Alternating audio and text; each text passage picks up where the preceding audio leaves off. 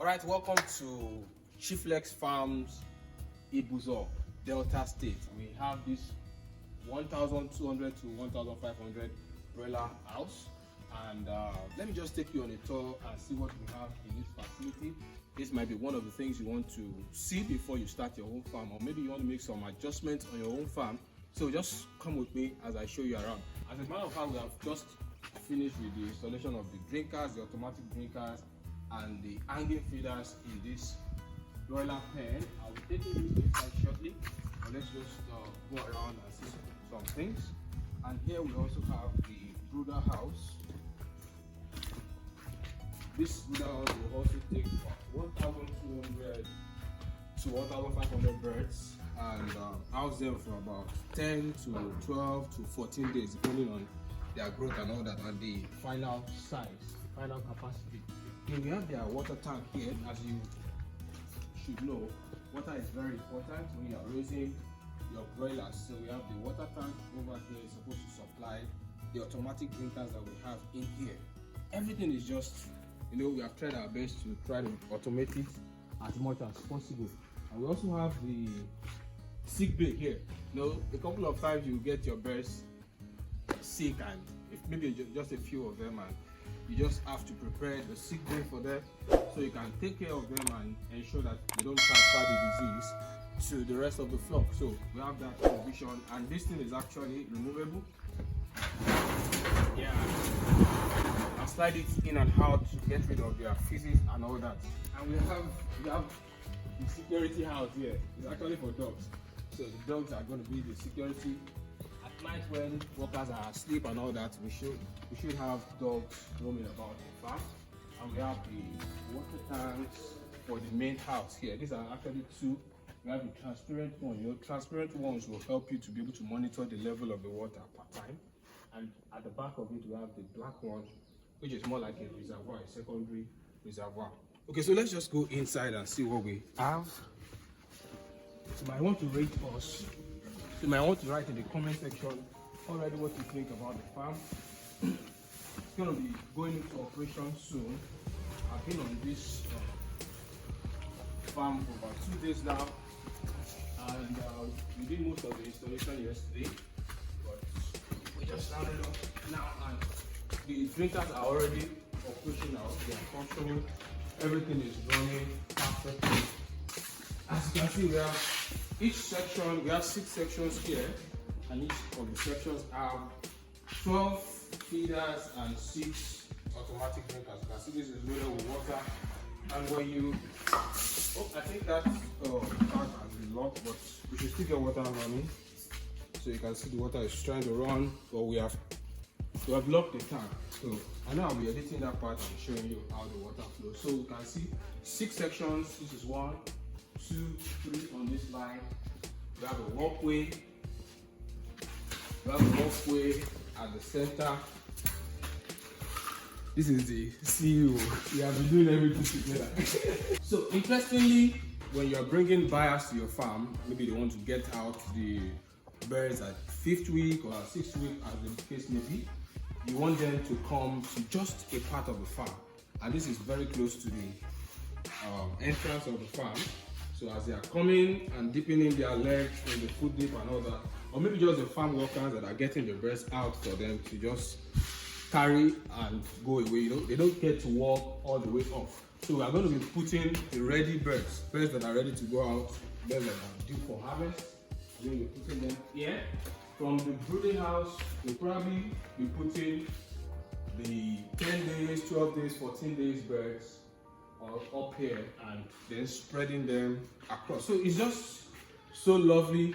Every partition has its own door, so you just come out, you get in another partition and all that. So it's even possible for you to section the farm and say, okay, you, this worker, they're going to be managing this row, and this one is going to be managed by the other worker. So we also have the solar light, so the birds get to eat all through the night, and that's one of the things that ensure that you are successful in broiler farming. You have to make sure that you supply the birds with feed in the night, especially for the first 3 weeks of their life. So you give them feed all through the night, and maybe after 3 weeks you can start to restrict feeding. Okay, so is there anything else I want to show you? Okay, I'll also be showing you, I talked about the solar, we have it in the store there. So let's quickly go and see the gas brooder, the automatic gas brooder. One of the things, it's important that youths are going into farming, but one of the things that can encourage youths to go into farming is when you automate things. Automation is very important. If you don't automate, nobody wants to struggle. Oh, I think we have to open this part. Nobody wants to, go to the farm, get the hoe, and cultivate all through the day and all that. So we want it as simple as possible.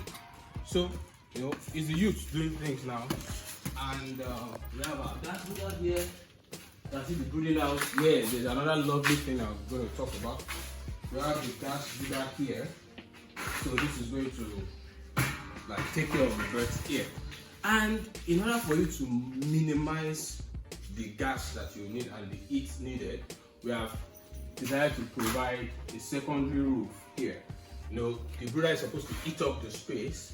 So if we provide a secondary roof, we are going to be laying something on top of it. I've advised that it should be sacks so that it still has some level of aeration gap.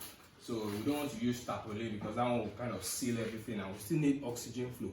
So by the time you put that secondary roof at the top here, you have kind of reduced the space that you want to eat up. So the gas, you just have to reduce the gas and it will heat up the whole space very quickly. So everything is quite running well. And another good thing is the drainage. Every section of that main house has its own drain, and like you can see here too, there's a drain there. So when it's time to wash the whole place, you just pour water anywhere you want, and everything is going to drain out through that hole. So I think everything is just set. Okay, and another place very important is the store, the storage room where we're going to be keeping the feed. Manager, I don't go cut this part for you. No way they shake. I'm not going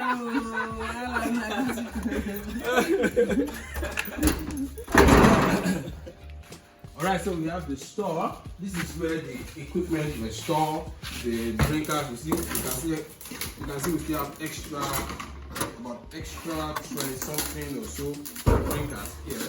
So I guess Mr. IGBUZOR was just so prepared, and we have the store where we're going to be bringing in the feed. I believe pallets will be moved here so that the feeds will be stacked on the pallets so it doesn't get wet and all that. So, and the gas cylinder is here.